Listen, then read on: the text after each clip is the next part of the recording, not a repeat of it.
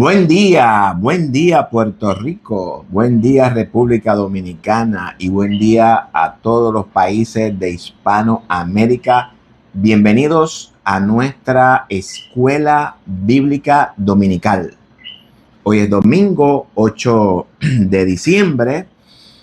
Hoy cumple años una de mis princesas, Ashley Nicole. Felicidades, mi amor. Tú sabes que te amo y que eres especial para mí.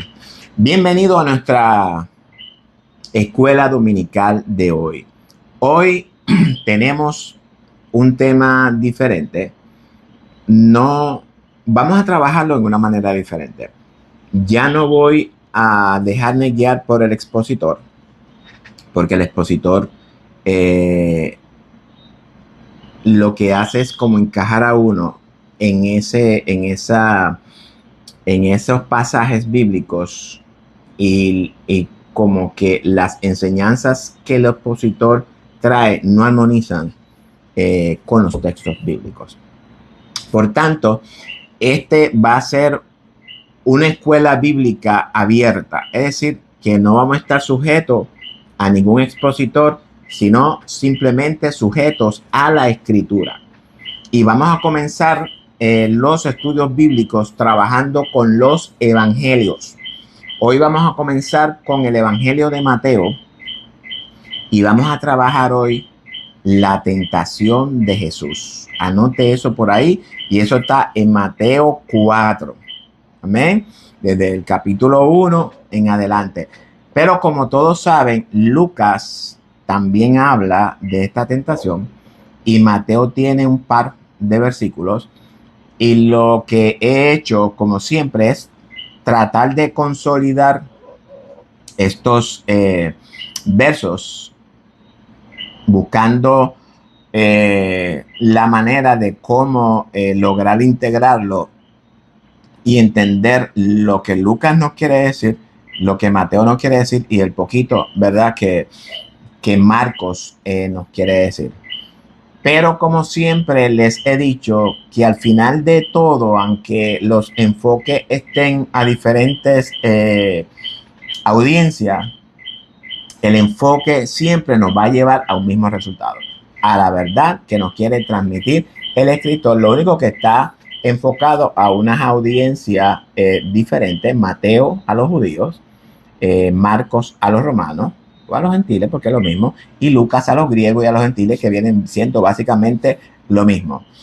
El objetivo de hoy, al igual que todos los objetivos que yo tengo en la escuela dominical, es que conozcamos al Dios único y verdadero y a Jesucristo, el Hijo, a quien Él ha enviado.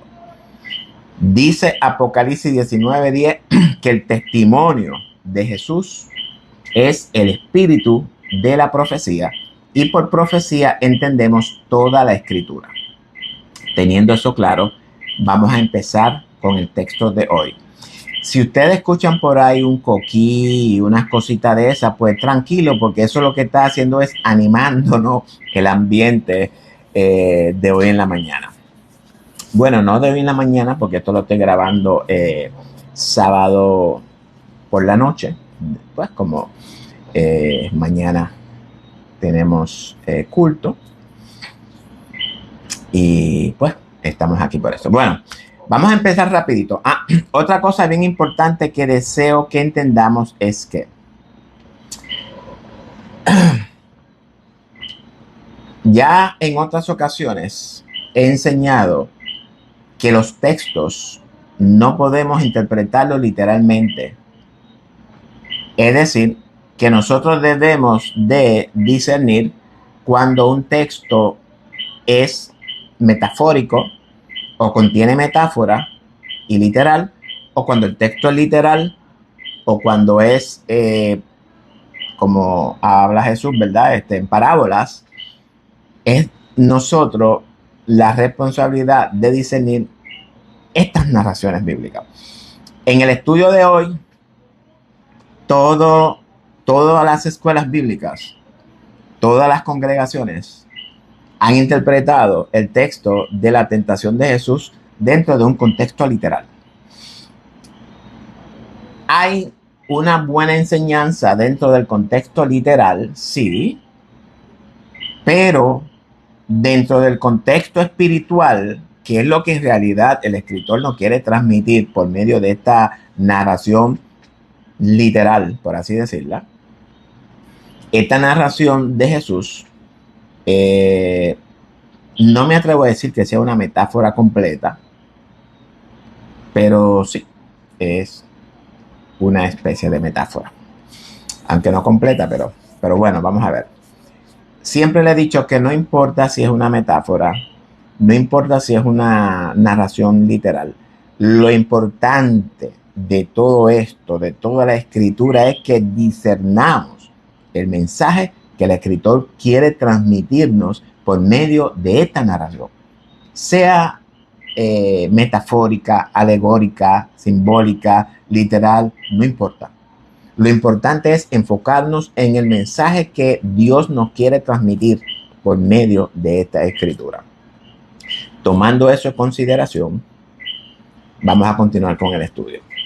La tentación de Jesús se llama el texto, pero le vamos a poner Jesús, o mejor dicho, nosotros hemos vencido la tentación en Jesús.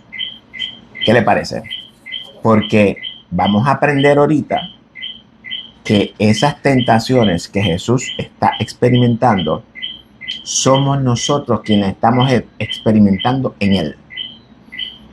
Recordemos que Él es nuestro sustituto.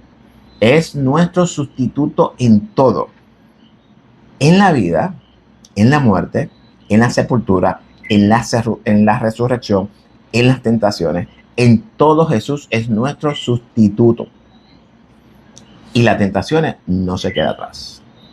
Vamos a ver y vamos a tratar de ir analizando a través de la lectura y ver y buscar y entender lo que el texto pues nos quiere transmitir. Amén. Así que, y otra cosita que ustedes saben que nuestros estudios, o mejor dicho, en esta plataforma de Biblia Estudio TV, nosotros no nos inclinamos a ninguna denominación en particular ni a ningún pensamiento teológico en particular.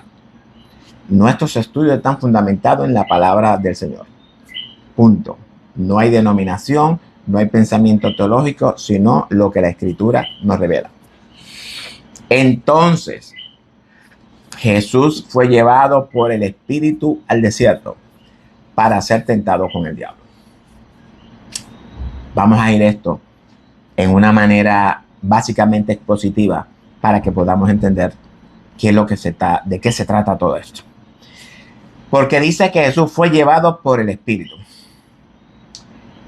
En otras ocasiones, en mis estudios, yo he explicado que cuando hablamos del Espíritu de Dios, hablamos de qué? Del carácter, de la naturaleza espiritual del Padre, de Dios. Puede ser una actitud, un pensamiento. Estamos hablando de lo que es Dios y de lo que es correcto. Entonces, si dice que Jesús fue llevado por el desierto, por el Espíritu al desierto, debemos entonces de preguntarnos, este llevar por el Espíritu a Jesús al desierto, ¿cómo debemos entonces de interpretarlo? ¿Literalmente o espiritualmente? Porque ¿cómo podemos entender que un espíritu que es invisible, que no tiene cuerpo, que es algo psicológico o es algo que funciona dentro de nosotros, va a llevar a Jesús al desierto? Y aunque sí podemos entender que sí lo lleva, pero vamos a explicar en una manera. Al desierto dice para ser tentado por el diablo. Aquí tenemos que descubrir, o vamos a discernir lo que es espíritu, que ya lo acabo de explicar, lo que es desierto, lo que es tentado y lo que es diablo. Porque para que nosotros podamos tener una correcta interpretación, siempre les he enseñado que debemos de interpretar los textos, tenemos que desmenuzarlo para que podamos entender la literatura hebrea. Y aunque esta es una traducción al español, pero debemos de entender que es del hebreo, que fue traducido después al griego. ¿Ven? Porque los evangelios se escribieron en hebreo y fueron traducidos al griego. Entonces, ya entendemos que el Espíritu de Dios es el carácter santo, justo, perfecto de Dios actuando en Jesús. Jesús es la imagen visible del Dios invisible que habita en él. Estamos claros en eso. El desierto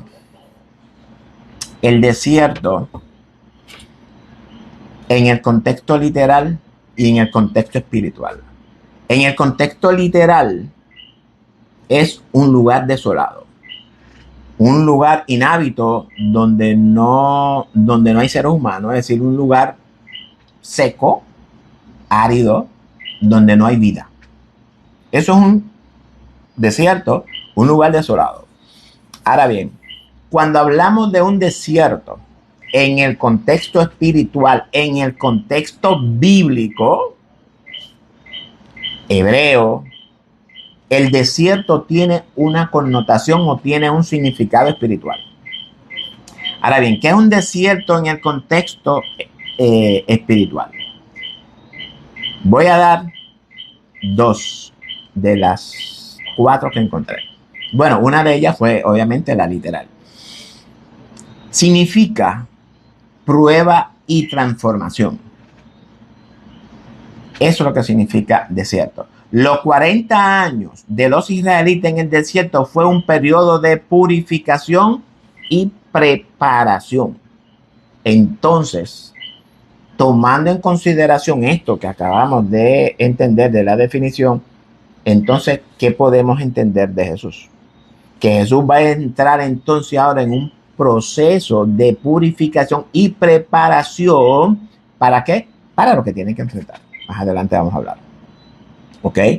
Además de eso, significa y puede ser también usado como refugio y encuentro con Dios. ¿Dónde encontró Moisés a Dios? Sabemos que lo encontró en el desierto y muchos otros profetas también tuvieron sus encuentros con Dios en el desierto y fueron allí para prepararse y recibir palabra del Señor. Amén. Así que vamos entendiendo hasta ahora mismo lo que es desierto. Ya hemos definido lo que es el espíritu. Marco dice que luego el espíritu lo impulsó al desierto. Ese es el texto de Marco. Ahora bien, sabemos que Jesús fue llevado al desierto por el espíritu. Ya definimos lo que es espíritu. En este caso es Dios mismo. El espíritu que lleva a Jesús al desierto es el mismo Dios que está dentro de él. Porque debemos de entender claro que Jesús es la encarnación de Dios. Ese Dios es espíritu. No tiene cuerpo, no es tangible, no se huele, no nada, es espíritu. Hablamos de la mente, algo que no se puede tocar, pero sí está. Y esto es lo mismo que encontramos en Ezequiel. Dice el texto que el espíritu llevó a Ezequiel a Jerusalén. Llevó a Ezequiel a tal sitio, a Jerusalén y a otro estado. Entonces, cuando nosotros entendemos ese contexto de Ezequiel que dice que el espíritu lo lleva, ¿cómo nosotros podemos interpretar eso? Que Ezequiel salió del cuerpo o que el espíritu se lo llevó volando por los aires, lo llevó a un sitio por allá en Jerusalén o en otro sitio. No. Todo eso que ocurre en Ezequiel ocurre en su mente. Dios se revela en la mente del hombre. Las visiones son en la mente del hombre. Las revelaciones son en la mente del hombre. Las batallas de nosotros las peleamos en la mente. Las batallas las ganamos en la mente. Las batallas las perdemos en la mente. Y todo lo de nosotros está por medio de procesos mentales, imágenes, pensamientos, ideas y todas esas cosas que comprenden lo que es nuestra personalidad, características y atributos de Dios en nosotros. Pues miremos a Jesús en el mismo contexto en el que Ezequiel estaba. El Espíritu llevó a Ezequiel al templo, lo llevó dentro espiritualmente en una visión. Entonces, el texto de la tentación de Jesús lo que nos puede estar transmitiendo que Jesús fue llevado en el espíritu del desierto en visión. Amén, en una visión. Ahora bien, y no tanto de que fue llevado en una misión, sino que todo eso está ocurriendo en la mente de Jesús.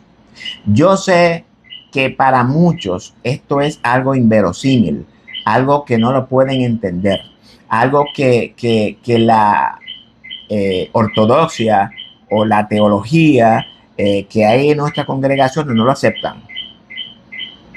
Pero no es que la acepte o no lo acepte, sino que es lo que la Biblia registra, porque debemos de entender que la Biblia es un libro del comportamiento humano, de nuestra psiquis, de nuestras desobediencias, de nuestras rebeldías, de nuestras iniquidades, de nuestros pecados. Y también la Biblia nos revela la forma de cómo corregirla.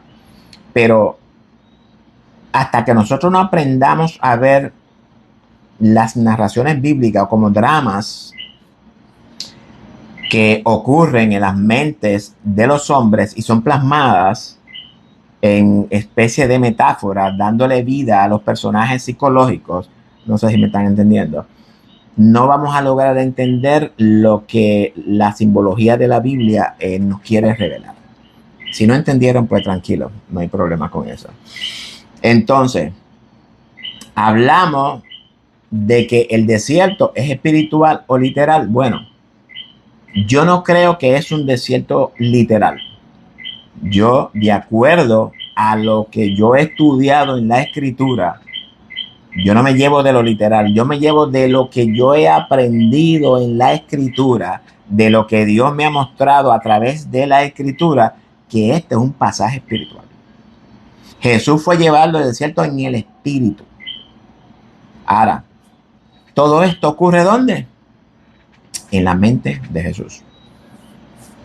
Lo mismo que ocurre en nosotros. Satanás no tienta ¿dónde? Literal. No. Satanás no tienta en la mente. Satanás nos vence en la mente. O nosotros vencemos a Satanás también en nuestras mentes. Si usted se deja vencer de Satanás, lo que falta ahora es la realización del pecado. Santiago lo explica bien claro. Nuestras batallas se libran aquí, en nosotros, en nuestro interior, no fuera. Obviamente, después que usted gane o pierda, entonces eso se puede hacer una realidad fuera de nosotros. Pero la batalla nosotros la peleamos aquí adentro, aquí en la cabecita, en la mente. La mente es el terreno, la mente es el jardín, el huerto, donde se pelean las grandes batallas. Cuando usted está de rodillas, peleando una batalla, como nosotros decimos, peleando una batalla, una guerra, una batalla, usted está literalmente, no, usted lo está haciendo en su mente, en el espíritu. Esa es la mente, el espíritu. Ahí es donde nosotros plasmamos, vencemos o nos vencen. ¿Ven? Teniendo esto claro, vamos a continuar. ¿Dónde está Satanás? En otras ocasiones le he dicho que Satanás es que un espíritu rebelde. Satanás no es un hombre. Satanás no es un fantasma o algo por el estilo, como muchas veces nosotros queremos entender las cosas. Satanás es el espíritu del anticristo. Es lo contrario a Jesús. Es lo contrario al espíritu de Dios. No quiere decir que sea un opositor a Dios. Porque Satanás no puede oponerse a Dios, por cuanto Dios es el creador. Satanás es una imitación. Satanás es una sombra de la verdad.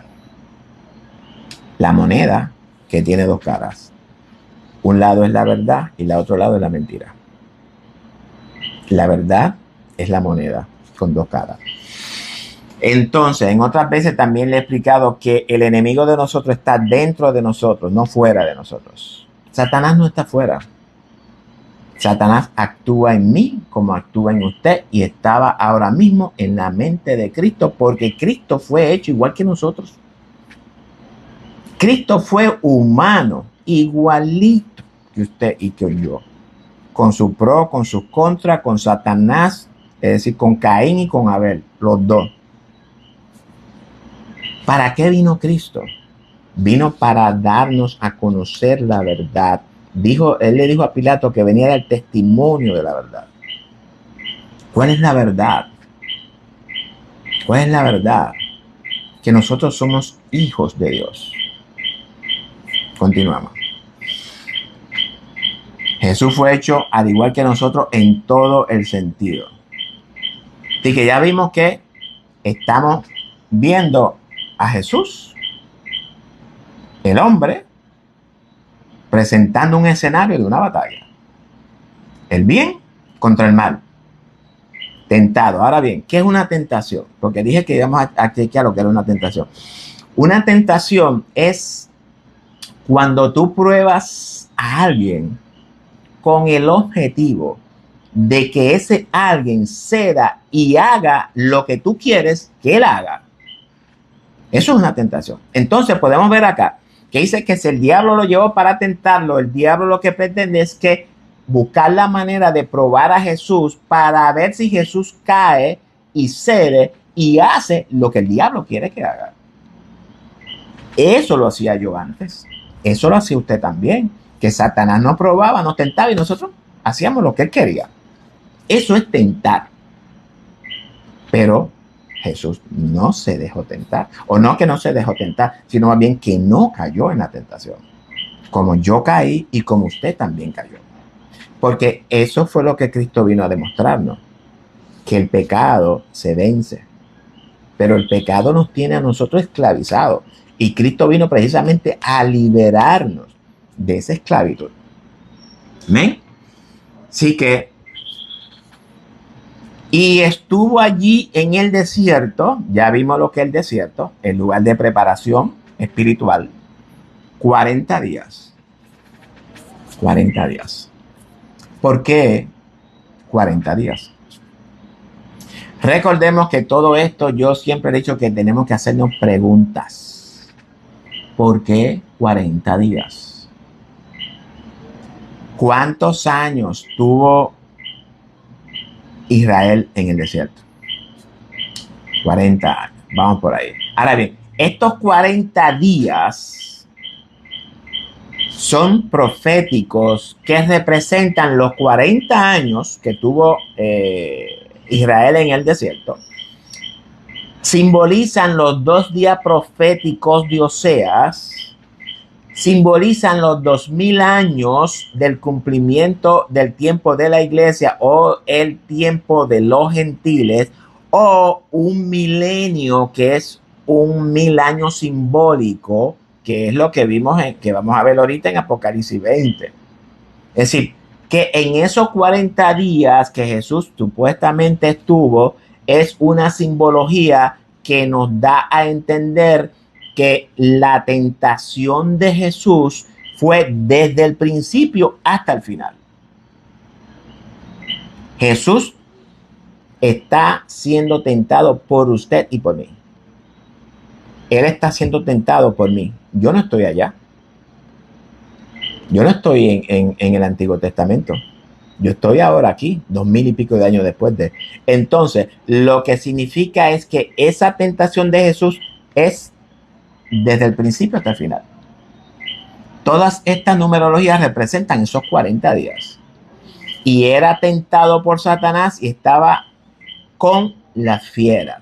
Ya sabemos lo que es la tentación. Es decir, que él estaba tratando de que Jesús hiciera lo que él quiere que Jesús hiciera. Eso es tentar. Ahora bien, Lucas dice que él estaba con las fieras.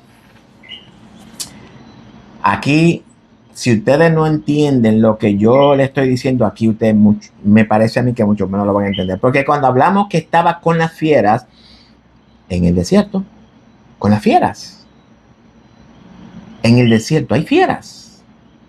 Pensemos, hermano, pensemos, analicemos. Eso es lo que yo quiero, que nosotros pensemos y analicemos el texto. Las fieras y los ángeles. Hablamos de dos personalidades diferentes. Hablamos de las fieras que vienen siendo las bestias.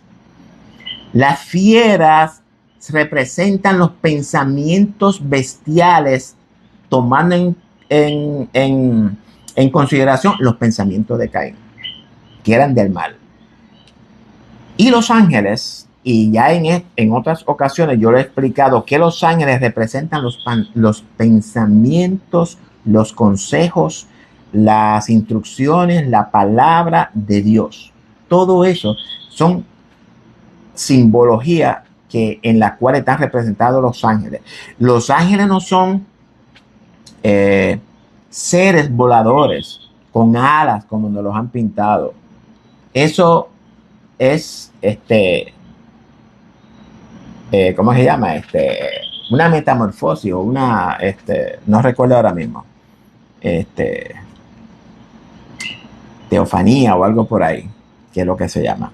Así que están hablando de espirituales, seres espirituales. Las bestias representan los malos pensamientos y los ángeles representan los pensamientos de Dios. Recordemos que estamos hablando de un encuentro entre el bien y el mal en la mente de Jesús. Encontramos aquí un enfrentamiento entre el espíritu de Cristo y el espíritu anticristo, para que lo entiendan de esa manera. Amén. Así que vamos dándole forma a este escenario. Ahora bien, dice, y después de haber ayunado 40 días y 40 noches tuvo hambre. Vamos entonces a interpretar lo que es la simbología del ayuno, y ya lo de los 40 días y los 40 noches ya la vimos. El ayuno. ¿Qué significa el ayuno? Obviamente, si tomamos el ayuno literalmente, puedes dejar de comer. Punto. Eso es ayunar. Dejar que nuestro cuerpo se limpie por X tiempo, sin comer y sin alimentarnos. Pero Jesús aquí no habla o mejor dicho, el texto no habla de un ayuno literal. Aunque sí, el texto lo presenta como un ayuno literal. Y eso es lo que yo quiero que entendamos, que dentro de eso literal hay una información o una data o un mensaje espiritual. El ayuno representa cesar de comer. ¿Cesar de comer qué? Cuando hablamos de comer, cuando hablamos de ayunar, es que usted deja de comer. Cuando hablamos de comer en el contexto bíblico, estoy aclarando, en el contexto bíblico representa poner en práctica. ¿Por qué? Porque cuando usted come, usted ingiere, poner en práctica el pecado. Dice, después que el ayuno, haber ayunado, es decir, después que él haber vencido, eso en ese periodo de tiempo, de los 40 días y de los 40 noches completos, tuvo hambre. Es obviamente en lo literal, cuando tú ayunas, pues tú tienes que tener hambre. El hambre es tipo de la tentación también a pecar. ¿Por qué? Porque el hambre te lleva a ti a comer, a practicar el pecado. Recordemos que no estamos hablando de un hambre física. Sí está revelada como un hambre física, pero lo que nos está es transmitiendo un hambre espiritual, un hambre de pecar en este contexto que estamos hablando. Y vino a él el tentador. El tentador, pues ya sabemos que es el diablo. Ese pensamiento hostil, esa actitud rebelde que se levanta contra todo lo que es divino y quiere mantener su posición. Porque Cristo vino ¿a qué? A quitarle la posición. Ahorita lo vamos a ver. Esa posición que él tiene de príncipe, Cristo vino a derrocarlo. Y él lo sabe. Entonces, y vino a él el tentador y le dijo, si eres hijo de Dios, di que estas piedras se conviertan en pan. ¿Qué está haciendo Satanás? Está tentando a Jesús. Otra vez. ¿Por qué? Porque ya Jesús le ganó la primera batalla. Las piedras que se conviertan en pan es tipo de la comida y el vino de Babilonia. Explique. Dirá usted. Bueno, recordemos a Daniel junto con los 3 amigos. Lo primero que se le presentó a Daniel fue un menú. Comida del rey de Babilonia y el vino del rey de Babilonia. La comida o el menú del rey de Babilonia representa toda la cultura pecaminosa de ese imperio. Todo lo que tenga que ver con pecado, idolatría, todo eso que encierra la comida de Babilonia está encerrado en todo lo que es pecado. Y el vino, estamos hablando, ¿verdad? De esos pensamientos que te dominan. Cuando usted está borracho, yo me acuerdo que cuando yo estaba borracho, yo no sabía lo que estaba haciendo. No tenía juicio, porque estaba dominado por el alcohol. Es por esto que ponen la simbología del vino y la comida de Babilonia. No crean que es una dieta, porque ahora nosotros hemos comenzado a hacer la dieta de Daniel, comiendo verduras y vegetales. Bueno, aunque sí es buena, pero ese no es el mensaje que nos quiere transmitir Daniel por medio de eso. Hay un mensaje muy espiritual en medio de todo eso. Entonces, el tentador tienta a Jesús. Es decir, voy a tratar a ver si yo logro convencerte para que tú hagas lo que yo quiero que tú hagas. Eso es tentar. Es lo mismo que cuando yo soy tentado y cuando usted es tentado. Ese pensamiento pecaminoso que tiene nosotros, que se llama Satanás, que se llama diablo, que nunca ha dejado de estar fuera de nosotros, aunque nosotros somos nuevas criaturas, porque hablamos de esa naturaleza.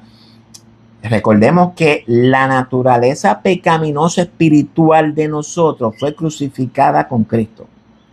Pero tenemos la naturaleza espiritual carnal, que esa todavía no ha sido redimida. En la mente somos redimidos, pero en el cuerpo todavía no hemos sido redimidos. Entonces, este cuerpo pecaminoso produce concupiscencias en nosotros. Y nosotros tenemos que combatirla por medio de nuestros pensamientos. Pablo nos dice que todo pensamiento que se levanta contra el conocimiento que nosotros tenemos de Cristo debemos de llevarlo arrestado, preso a la obediencia a Cristo. ¿Por qué? Porque si nos dejamos gobernar de ellos, se trepan otra vez. Debemos de considerarnos muertos al pecado, de acuerdo a Pablo, ¿verdad? Así que considerarnos muertos al pecado es una actitud de fe. No es que usted esté muerto al pecado literalmente, es una actitud de fe. Pablo dice, considérate por fe que tú estás muerto al pecado.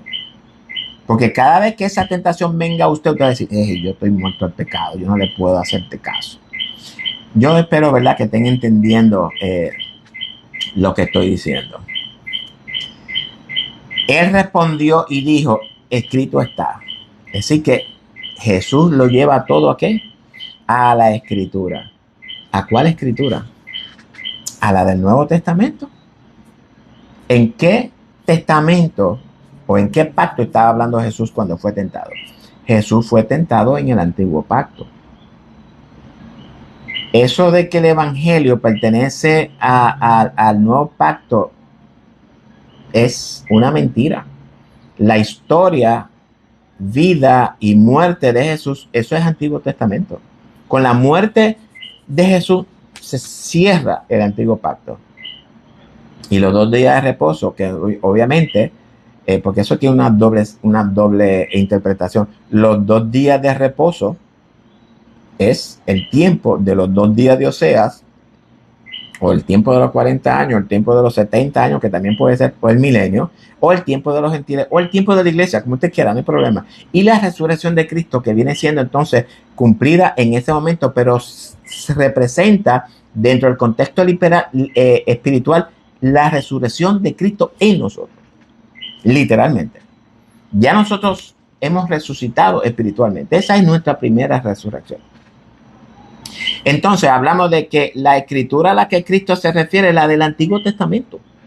No puede estarse refiriendo a la escritura del Nuevo Testamento porque ni siquiera existía. Todo lo que existía era el Tanaj o la Torá y todas esas cosas. Porque está escrito en esa Torá. La Torá, el Evangelio, el Tanaj, ese es el Evangelio del Antiguo Testamento. Pablo y los escritores sacaron todos sus escritos de ese texto. No solo de pan vivirá el hombre, sino de toda palabra que sale de la boca de Dios. Ahora bien, esta expresión lo que significa es que, y entienda, lo que entra en el hombre no es lo que le da vida. Eso es muerte. Porque lo que nosotros ingerimos, espiritualmente hablando, es pecado. Esa comida que nosotros ingerimos babilónica es pecado para nosotros. ¿Okay? Eso es muerte. Sino lo que sale de él es que le da la vida. Hablamos del arrepentimiento y cambio de mentalidad. Es decir, nacer de nuevo. Ahora bien, cuando nosotros nos arrepentimos y nacemos de nuevo, sale de nosotros ¿qué? La palabra de Dios. Eso es lo que nos da vida a nosotros. Hablamos dentro de un contexto espiritual, no me vayan malentendiendo. Hablamos de algo espiritual, no de algo literal. Así que hablamos de un cambio de mentalidad. Un cambio de mentalidad es nacer de nuevo. Cuando Juan le dijo a Nicodemo que era necesario nacer de nuevo, o necesario nacer del agua y del espíritu, porque si no, no se puede entrar en el reino. Y explico, esta entrada al reino no es en el final. El reino vino a nosotros cuando nosotros recibimos el don de la justicia por medio de la sangre de Cristo y fuimos bautizados en Cristo. Ya el reino vino a nosotros. Nosotros estamos reinando espiritualmente hablando. Estamos hablando de un dominio propio. Un dominio que vence a todos esos pensamientos bestiales, a todas esas fieras, a todas esas actitudes que antes nos dominaban a nosotros. Es por esto que nosotros reinamos. Nosotros no reinamos sobre las personas. Nosotros reinamos sobre nosotros mismos. Ese es el reino en mí, ese es el reino que debe ser en usted. Ese fue el reino que Cristo vino a predicar, el reino de su persona, de sus actitudes, de sus pensamientos, de su estado mental. Cristo nos libera de ese estado mental, nos traslada a los lugares celestiales, de acuerdo a Pablo en Efesios 1:20 y Efesios 2:7, 2:6, yo creo que es. Fuimos trasladados a los lugares celestiales con Cristo. Ese es el reino en nosotros. Amén. Así que entonces, hablamos de que cuando nosotros nos arrepentimos, eso es nacer de nuevo. Eso es lo que nos da vida. Dice que la vida del hombre no es el pan solamente, sino la palabra que sale de la boca de Dios. Si Dios está en nosotros, entonces la palabra que sale es la de Dios. Porque nosotros fuimos creados con una palabra co-creadora de Dios en nosotros. Si usted no lo entiende, pues mire el estudio que sale mañana, me parece, Las tentaciones y la iglesia, video 9. Ahí yo explico eso clarito. ¿Ok? Entonces, ¿quién ganó este round? Obviamente lo ganó Jesús. Porque recuerden que el Satanás lo que está tratando es de convencerlo a él de que haga lo que Satanás quiere. Entonces, dice, el diablo le llevó a la santa ciudad. Volvemos a lo mismo aquí. Vamos a analizar los textos, amados. Dice que el diablo lo llevó a la santa ciudad. ¿Cómo lo llevó Satanás? Un espíritu. ¿Cómo lleva a Jesús si no es en el espíritu? Hablamos de procesos mentales en Jesús. Todo esto que está ocurriendo en la mente de Jesús. Y le puso sobre el pináculo del templo. ¿Tú sabes lo que es un pináculo? El tope, el borde, un área de peligro que usted no puede estar ahí parado, si no se desploma por ahí para abajo. Ahora bien, el pináculo es el borde del templo. El templo es figura de Jesús. Esto también lo explico en el estudio que sale mañana. Mírelo. El templo o el tabernáculo que se le mandó a hacer a Moisés es tipo o figura del cuerpo de Jesús. El lugar santo, el lugar santísimo. El lugar santo y el lugar santísimo es donde está ocurriendo ahora mismo lo que Jesús está enfrentando. Yo explico eso en el texto que sale mañana bien clarito. Búsquelo ahí que yo le explico todo esto. Entonces, ese pináculo sí, espiritualmente representa a un lugar de prueba y desafío. O sea que entonces Satanás está desafiando nuevamente a Jesús. La naturaleza humana de Jesús. Porque recordemos que Dios interiormente no puede ser tentado. Está tentando a la naturaleza humana de Jesús. Obviamente lo está tentando desde adentro. ¿Para qué? Para que la naturaleza humana de Jesús falle. Pero Jesús no falla. Amén. Así que hablamos de un lugar de desafío, de prueba y todas esas cosas que Jesús está experimentando por usted y por mí. Y le dijo, Satanás le dice, si eres hijo de Dios, échate abajo, es decir, tírate por el pináculo, por ahí para abajo, porque escrito está, a sus ángeles mandará acerca de ti y en sus manos te sostendrá para que no tropieces con tu pie en piedra. ¿Qué hace Satanás aquí? Tentar la humanidad de Jesús. Ok. Ya hemos explicado lo que es tentar. Y voy a repetir lo que es tentar. Tentar es probar a alguien con el objetivo de ver si logra obtener de esa persona lo que el tentador quiere obtener. Eso es tentar. No se deje tentar. Yo no me dejo tentar, aunque a veces caemos, ¿verdad? Pero la idea es, no es que no nos tienten, sino más bien no caer en la tentación. Aclaro. Ahora bien, ¿quién tentó a Dios en el desierto? Dice Hebreos 3:9 que Israel tentó a Dios.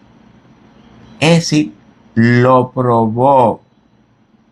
En otras palabras, que esa prueba de Israel a Dios fue lograr y ver si Dios se dejaba dominar por el hombre. Es decir, que el ser humano tienta a Dios y decirle, déjame ver si, ¿quién es el que manda? O mandas tú o mando yo. Y tientan a Dios. ¿Y qué fue la respuesta de Dios? Y vieron mis obras 40 años. Estas obras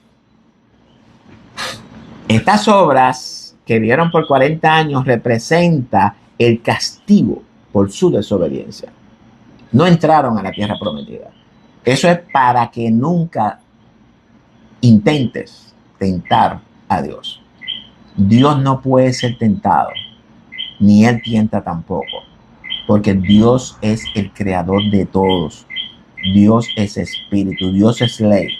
Y cuando usted se va en contra de la ley, automáticamente exige castigo. Ese es el asunto. Y eso yo lo explico también en el estudio de mañana. Que el que desobedece, hay una reacción automática que exige castigo. Punto. Eso es la ley de la siembra. Tú siembras esto, cosecha esto. Entonces, todo lo que de una manera u otra se rebela en contra de Dios tiene reservado un castigo por desobediencia y rebeldía. Es lo que la palabra nos enseña. Recordemos que la Biblia trata del comportamiento humano, del alma, del corazón del hombre. Hablamos de unas actitudes rebeldes contra nuestro Dios. Ese es el dilema, que Dios quiere enderezarnos. Dios quiere... Pecar significa errar al blanco. Dios lo que quiere es tomarnos de la mano. Mira, errar al blanco es cuando usted coge un arco y una flecha y usted apunta y usted ve el blanco que está allá y por más que usted quiera, no puede y dispara y falla. ¿Por qué? Porque usted no puede hacerlo por usted mismo. Ahora, ¿qué viene a hacer Jesús? Jesús viene ahora y te toma, ven, papito, ven. Te coge la mano y te dice, mira, apunta allá. Pero yo soy el que te voy a mover todo. No eres tú, soy yo que te voy a mover. Estira el brazo y viene, ¡fua! Tira, ¡pam! Y da en el blanco. Entonces, ahí es lo que se llama el arrepentimiento. ¿Por qué? Porque ya Jesús enderezó tu vista, despertaste porque tú estabas ciego. El velo de Moisés todavía estaba puesto delante de tus ojos. La cortina gruesa del santuario todavía estaba entera, no se había roto. Ahora, después que Jesús vino y te tomó de la mano y Él era que lo estaba haciendo todo por ti, entonces tú lograste aceptar. Eso es lo que Jesús nos está tratando de demostrar aquí, amados. Dice que Dios le pagó castigo por 40 años.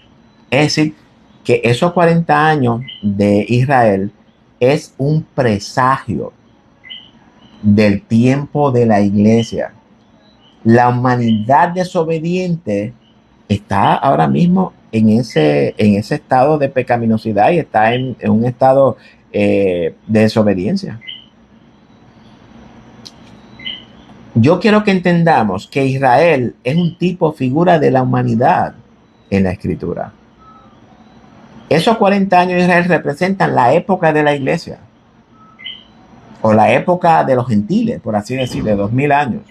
Los 2 días de Osea o el milenio, que es algo simbólico. El milenio no es un reino que vamos a tener 1000 años, ¿no? El milenio es una simbología que representa el tiempo de los gentiles actuales o el tiempo de la iglesia, porque Apocalipsis es simbólico en su totalidad. Y ahí sí yo le puedo asegurar a usted que Apocalipsis es simbólico completamente. Pero vamos a hablar de Apocalipsis luego. Entonces, Jesús le dijo, escrito está también. Vuelve Jesús ¿a qué? A las escrituras antiguas. Nosotros tenemos la Biblia. Mira, tiene hasta mi nombre ahí para que la vea identificada. Este es mi Biblia de estudio.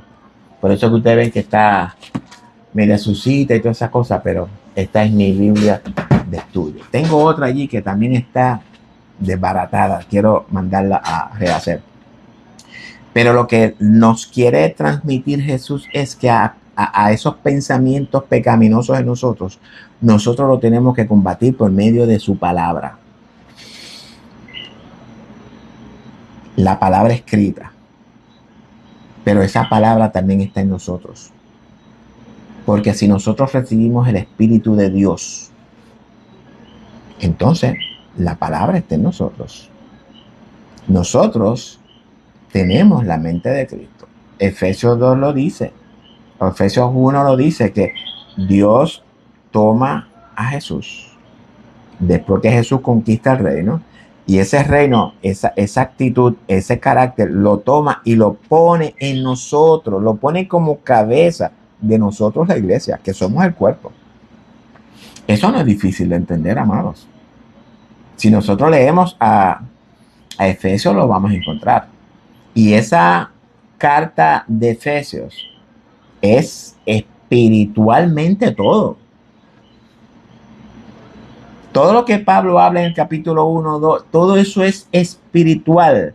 que fue así, que si el Espíritu lo tomó a Jesús y lo llevó y lo sentó a la diestra del Padre, en la misma diestra de su poder, y después nosotros también fuimos resucitados. Todo eso ocurre en la mente de nosotros. No ocurre literalmente.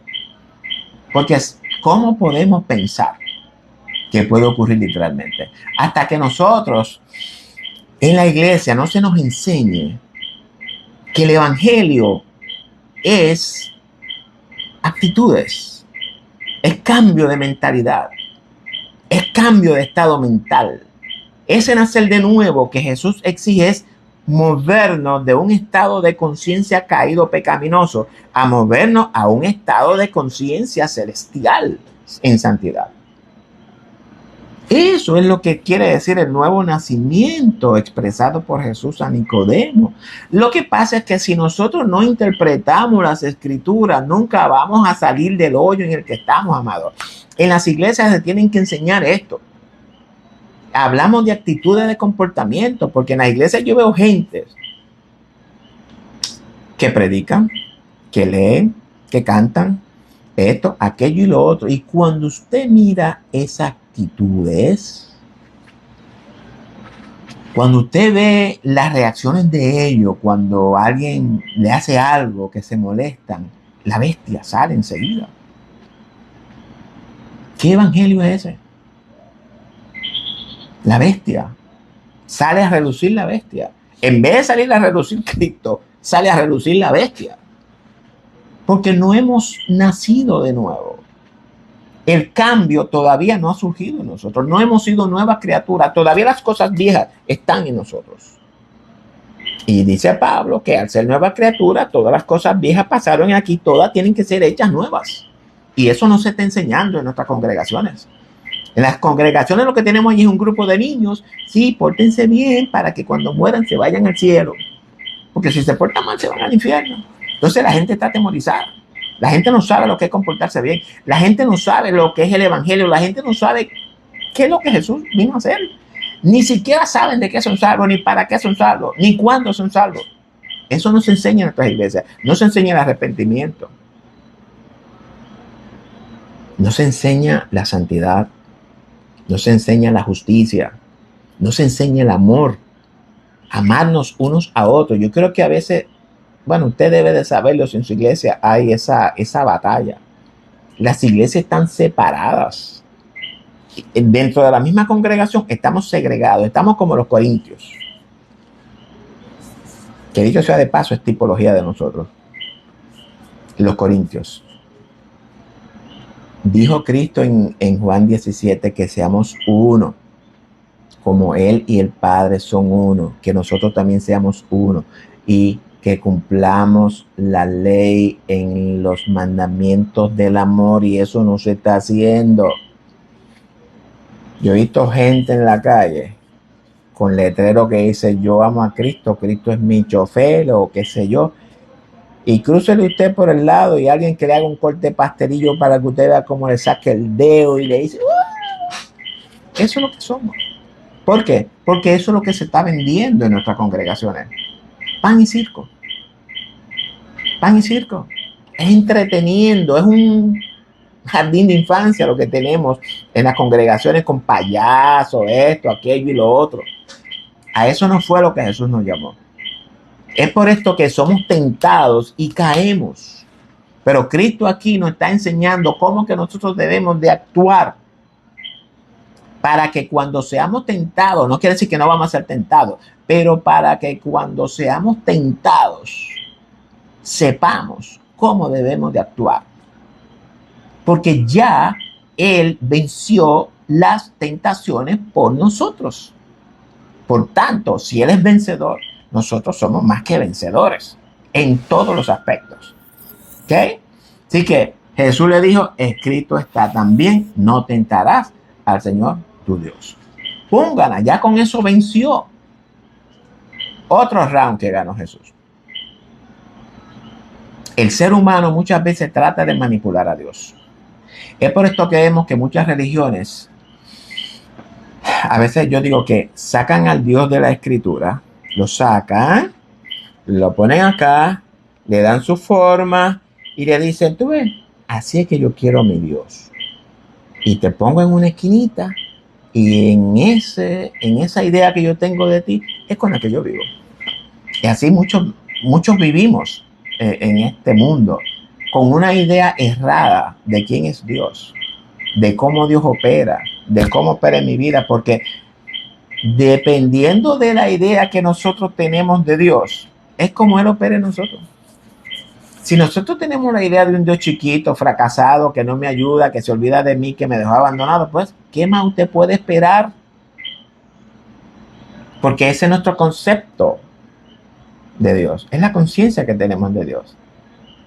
Pero cuando nosotros vamos a las escrituras y vemos un Dios poderoso que sacó al pueblo de Egipto con mano fuerte y cruzó el mar rojo, y solamente lo puedes hacer tú. Es el mismo que habita en nosotros.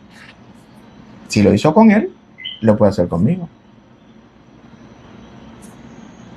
Todo esto es conocimiento. Mi pueblo se pierde por falta de conocimiento. Si usted no conoce al verdadero y único Dios y a Jesús, al Hijo a quien Él envió, usted no tiene vida eterna. Y no lo digo yo, lo dijo Jesús en Juan 17, 3 o 5, no me acuerdo. Así que Jesús lo vence con la escritura. Otra vez viene entonces ahora el diablo y lo tienta. Otra vez le llevó el diablo a un monte muy alto y le mostró todos sus reinos del mundo y de la gloria de ellos. Y Lucas dice, porque a mí me ha sido entregado y a quien yo quiero se lo doy. Y aquí es todo lo más interesante. Cuando hablamos de ese monte alto, lo que significa el trono. Es decir,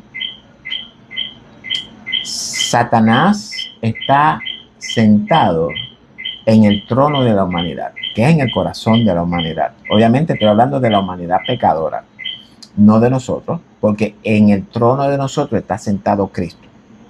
Porque Cristo lo derrocó, lo derribó de nuestro corazón y ahora se sentó Cristo a gobernar en mi universo.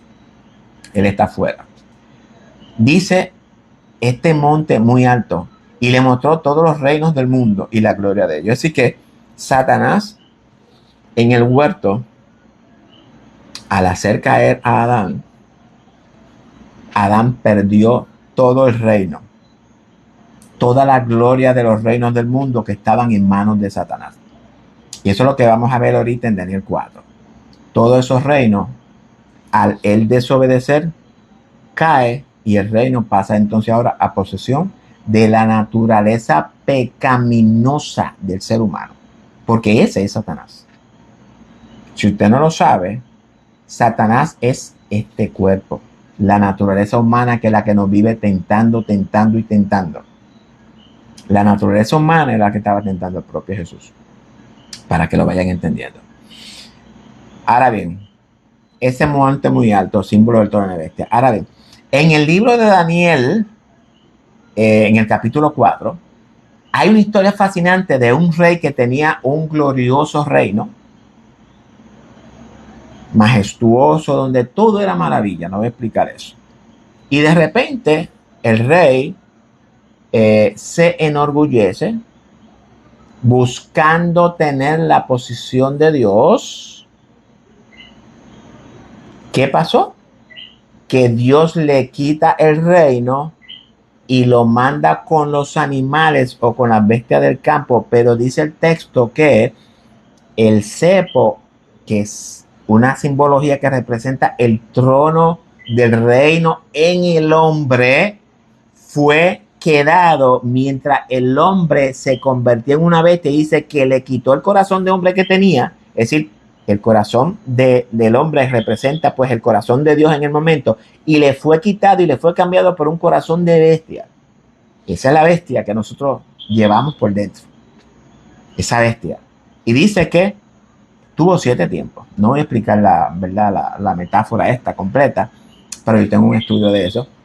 Pero dice que después, dice que rey Nabucodonosor alzó los ojos, miró al cielo y reconoció que Dios era el creador y que era el rey de todos los reyes, y que se arrepintió y dice que su reino le fue devuelto y con mucho más gloria. Bueno, esa es la historia de usted y de mí. Es la historia de Adán. es la historia de Salomón, es la historia de mucha gente en la Biblia.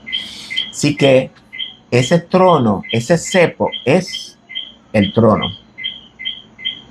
en el cual Satanás está sentado. Pero es un trono de bestia, un trono de maldad. Sigue siendo un trono, pero un trono de bestia, porque tiene un corazón de bestia. ¿Ok? Y dice que si Jesús se postra y lo adora, le entregará ese trono. Y aquí tenemos que moverle un poquito a Segunda de Tesalonicenses, porque fíjate lo que él está planteando aquí. Satanás le dice: yo soy el dueño ahora mismo de todo el universo, me estoy refiriendo a todas las mentes del mundo, yo soy el que me siento en ellas. Pablo dijo que todos ahora mismo estamos bajo ese mismo espíritu de desobediencia, que es el que reina sobre todo. Es decir, Satanás le dice: yo estoy ahora mismo reinando sobre todos los hombres. Si tú me adoras, yo te voy a ceder a ti ese trono. Pero si tú me adoras, volvemos aquí a ver la tentación de Satanás al hombre. Y esto es lo que hemos visto en todas nuestras vidas. El hombre, por adquirir posición, riqueza, fama, cuentas de banco, yates, aviones, y todo eso, entregan hasta el alma. Por eso. Es por esto que Satanás dice: todo esto es mío. Ya yo les he comprado a todos. Ahora yo te pongo a ti de rey si tú me adoras. ¿Qué es lo que Satanás está tratando con eso? Y vamos entonces a irnos a Segunda Tesalonicenses. Y esto obviamente no voy a explicar el texto completo. Saqué este texto, aunque no está fuera del contexto, pero lo traje para traerlo dentro de este contexto, que es básicamente lo mismo. Nadie os engañe en ninguna manera, porque no vendrá sin que antes venga la apostasía y se manifieste el hombre de pecado, el hijo de perdición, el cual se opone y se levanta contra todo lo que se llama Dios o es objeto de culto, tanto que se sienta en el templo de Dios como Dios, haciéndose pasar por Dios. Ok, vamos a dar esto aquí. Ese templo de Dios del que Pablo habla no se refiere al templo literal, porque Pablo mismo dice que nosotros somos el templo de Dios. Entonces, el hecho de que el hijo de perdición que se sienta en el templo de Dios significa que ese hijo de perdición, que es el mal, que podemos llamarlo Caín, que podemos llamarlo Salomón, que podemos llamarlo como sea, Nabucodonosor, lo que sea, ese es esa maldad que se siente en el corazón de los hombres. ¿Por qué?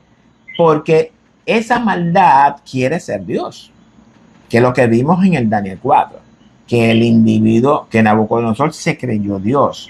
Y lo mismo encontramos en Adán, que Adán se creyó Dios. En otras palabras, que quiso buscar fuera de él lo que ya estaba dentro de él. Porque Nabucodonosor era el rey más famoso, pero quería ser un poquito más famoso. Y eso le perdió. Entonces, lo que Satanás está tratando de hacer en la naturaleza humana de Jesús y en todo su interior es que el adorarlo a él significa, no es que él le va a dar el trono a Jesús, sino que al adorarlo, él se va a sentar en el trono de Jesús, sustituyendo al Dios Padre que habita en Jesús. Nosotros debemos de tener mucho cuidado cuando interpretamos primeramente la escritura, y mucho cuidado cuando, ¿verdad?, estos acontecimientos que muchas veces nos pasan a nosotros, nos hacen ofrecimiento, esto, aquello y lo otro, muchas veces en los empleos te hacen ofrecimiento, pero que si usted no se percata muy bien de lo que usted está haciendo, usted puede caer en pecado. Usted puede estar vendiendo su primogenitura por un plato de lentejas, tal vez por más dinero, por más salario, por más aquello, más por lo otro.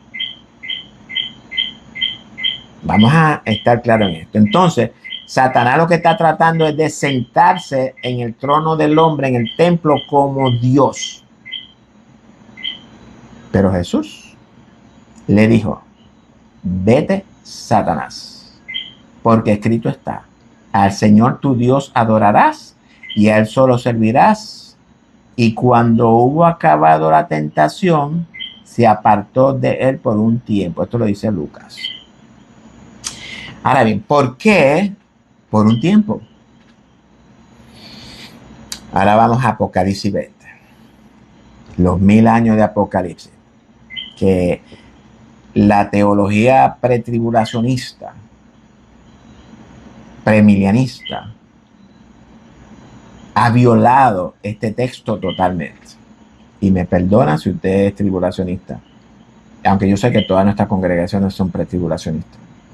En mi congregación son pretribulacionistas. Yo no armonizo con este tipo de enseñanza porque no es bíblico. Y han acomodado estos 1000 años que son simbólicos como 1000 años literales, donde el reino de Jesús va a ser después del juicio y bla, bla, bla, que sé yo, otras cosas. Pero no hemos entendido a Apocalipsis. Dice, vi un ángel que descendía del cielo, y esto yo lo expliqué en un estudio hace como 2 años por ahí, con la llave del abismo y una gran cadena en la mano. Y prendió al dragón, la serpiente antigua, que es el diablo, Satanás, y la ató 1000 años, y la arrojó al abismo, y lo arrojó al abismo, y lo encerró, y puso su sello sobre él para que no engañase más a las naciones hasta que fuese cumplido 1000 años. Y después de esto debe ser desatado por un poco más de tiempo, 42 meses. ¿Ok? No dice el texto que son 42 meses, pero sabemos que ese poquito de tiempo son los 42 meses que complementan la semana número 70 de Daniel. Otro texto muy mal interpretado también de Daniel. Entonces, ¿cuándo surge esta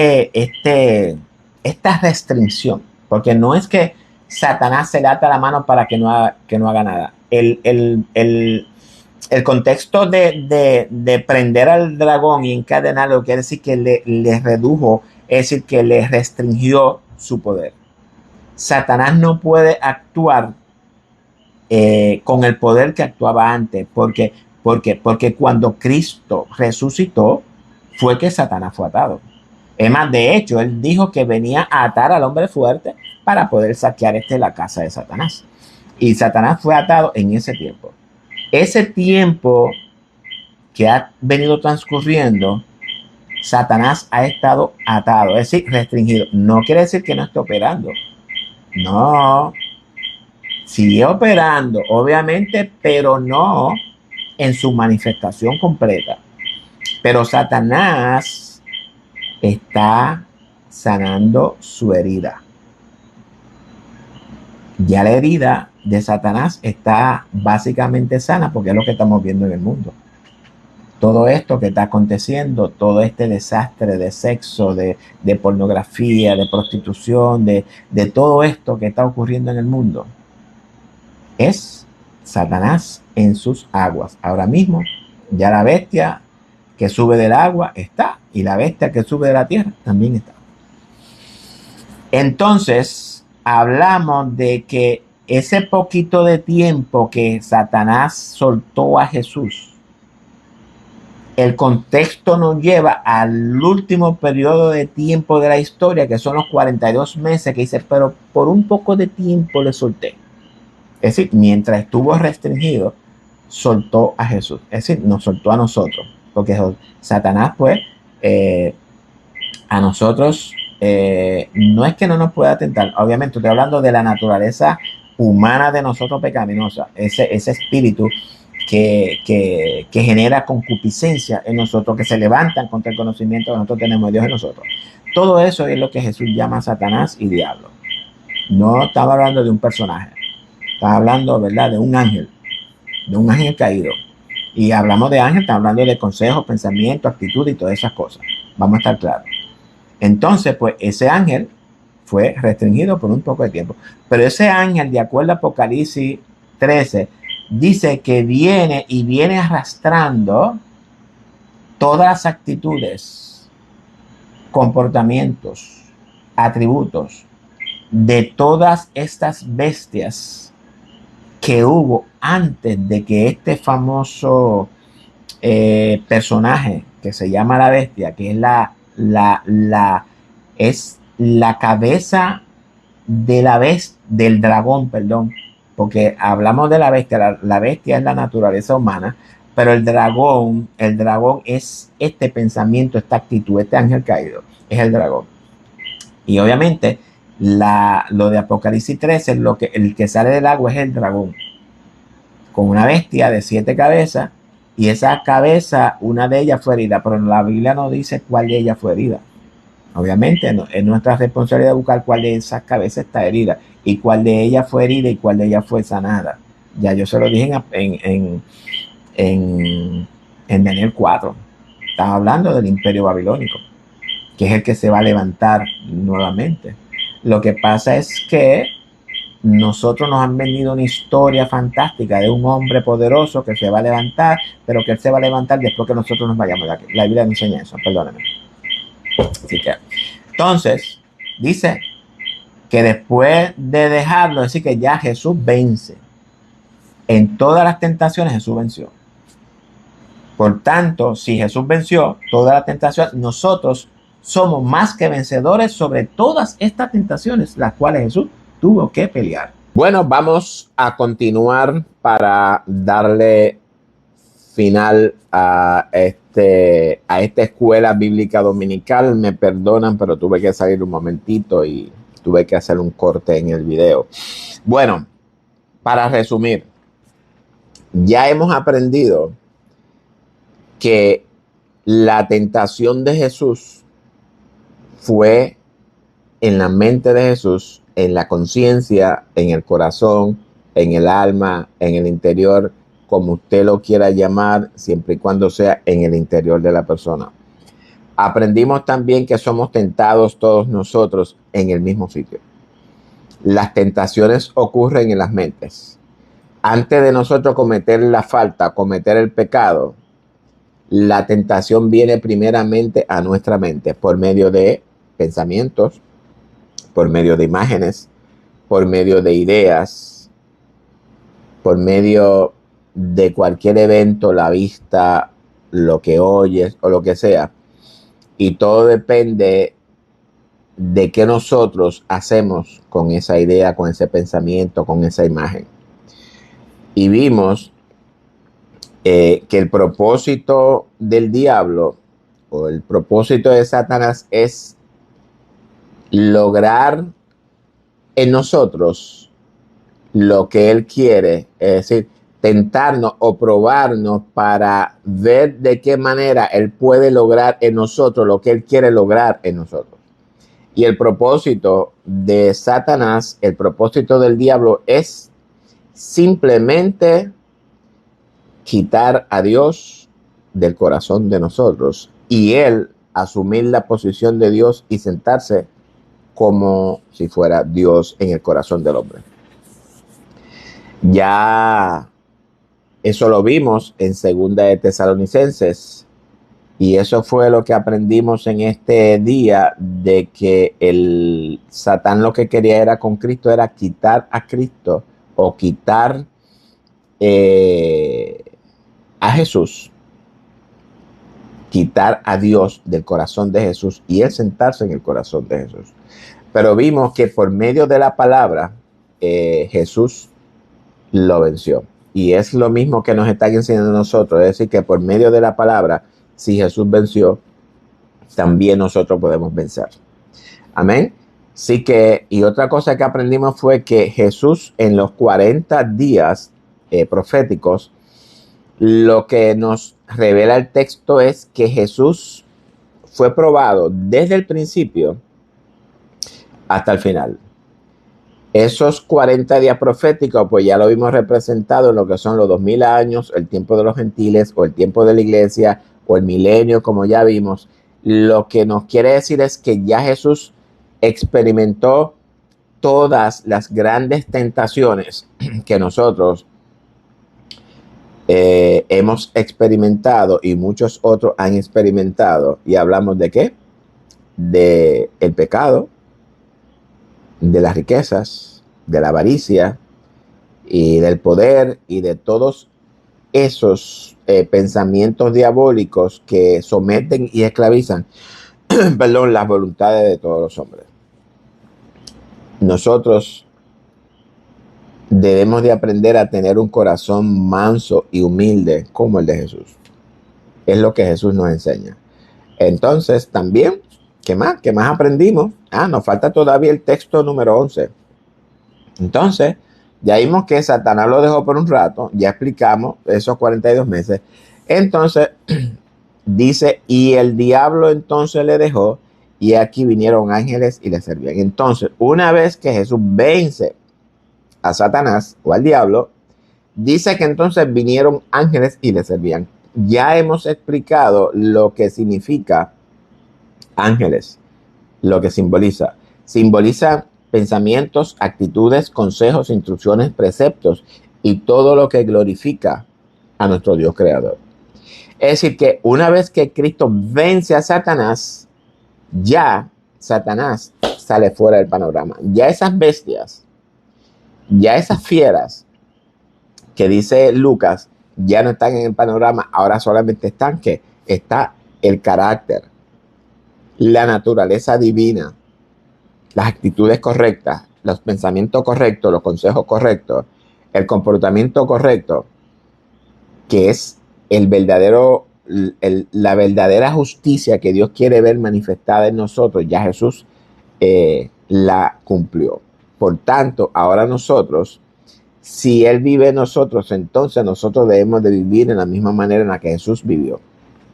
Eso es hacer o crear la imagen de Jesús en nosotros, la imagen del Hijo en nosotros. Y para eso Dios nos dio su espíritu, su carácter, sus consejos, su palabra. Todo eso, sus actitudes, todo eso ya Dios lo puso en nosotros. No es que lo puso, sino que siempre han estado, pero lo ha vivificado por medio del Espíritu de Él. Y ahora nosotros vinimos a ser nuevas criaturas en Cristo, lo que significa que ya nosotros no podemos tener el mismo comportamiento de antes. Las cosas que yo hacía antes ya se supone que yo no debo de volver a hacerlas, porque soy nueva criatura. Y cuando hablamos de una novedad de vida, una nueva criatura, lo que significa una nueva criatura, vamos a imaginar lo que es un bebé. Un bebé que nace es natural, está en neutro, su mente está en neutro, y lo que nosotros debemos de hacer entonces ahora es darle forma a esa mentalidad del niño, pero por medio de la palabra. Ese niño que está en nosotros es Cristo, que nació en nosotros y va a resucitar en nosotros el día de la manifestación o el arrebatamiento, como lo llama Pablo. Eso también del arrebatamiento ya yo lo expliqué en un estudio anterior. Por tanto, siempre tengo que recordarle, y ya vamos a terminar, la importancia que tiene el nosotros poder lograr interpretar las escrituras espiritualmente. No simplemente quedarnos en lo literal, sino trascender a lo literal y llegar a interpretar lo que el pasaje, lo que el escritor procura transmitirnos, y esa transmisión nosotros encontramos en esa transmisión el testimonio de Jesús, que es el espíritu de la profecía. En este pasaje de Jesús nos encontramos nosotros mismos siendo tentados en Jesús. Jesús venció por nosotros. Jesús conquistó el reino y nos lo ha dado. Sin embargo, nuestras congregaciones o nuestros líderes no nos enseñan eso. Y es por esto que vemos tantos hermanos fracasados, tantos hermanos batallando, tantos hermanos perdiendo batallas, tantos hermanos siendo tentados y siendo seducidos por el pecado, tantos hermanos apostatando, tantos hermanos cayendo.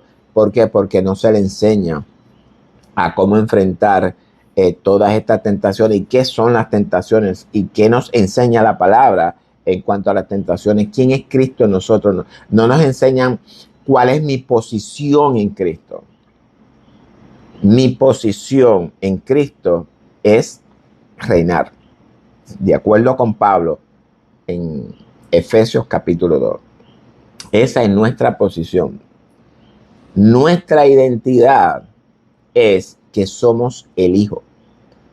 Vinimos a ser Jesús espiritualmente hablando. Debemos de enseñar en nuestras congregaciones a los feligreses cuál es nuestra identidad y cuál es nuestra posición.